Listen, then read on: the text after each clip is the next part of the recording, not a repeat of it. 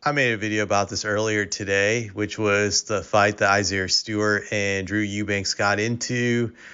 The fight was very odd. It happened 2 hours before the tip-off of the Pistons-Suns game last night, and both men met up in a tunnel. What was funny about it, I would say, is Stewart wasn't even on the active list. He was injured, and he decided to confront Eubanks.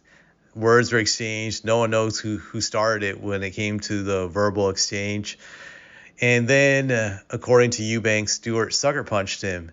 So, with that being said, I thought about this today, and I feel Adam Silver played a role in this happening, that he's indirectly responsible for this because I feel the players don't fear Adam Silver like they did with David Stern.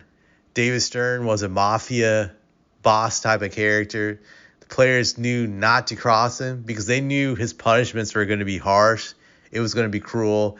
And according to Rasheed Wallace, a meeting with Stern was like a meeting with a principal. It was never fun to deal with him one-on-one. He would threaten you.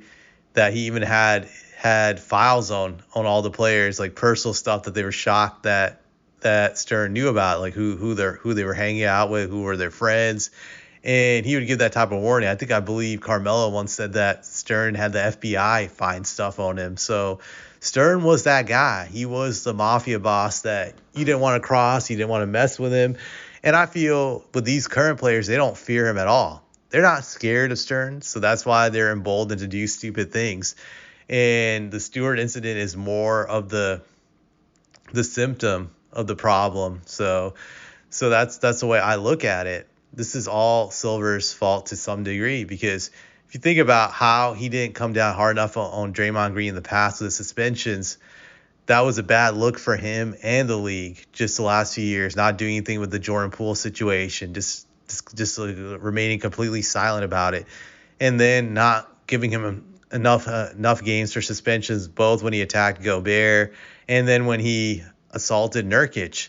So with that being said, Silver already is getting a reputation of being soft when it comes to punishment among these players. Now, if you're the Suns, and this is what I've heard, allegedly the Suns felt they were punked last time by Draymond when he took out Nurkic, and there is some regrets about not pressing assault charges against Draymond because they felt that Silver would come down hard enough on him, and now there's some regrets from what I've been hearing in that they felt that they had to do something in this situation with Eubanks getting assaulted by Stewart, that they called the police, and it was more so because they want to show that they can protect their players and their players are safe. But I think this is really an indictment on Silver. That, do you think 10 or 12 years ago, that when Stern was the commissioner, actually more than 10, 12 years ago, about 11 years ago, that if someone pulled that the team would feel the need to call the police, that they would have to actually file a report for assault to protect one of their players?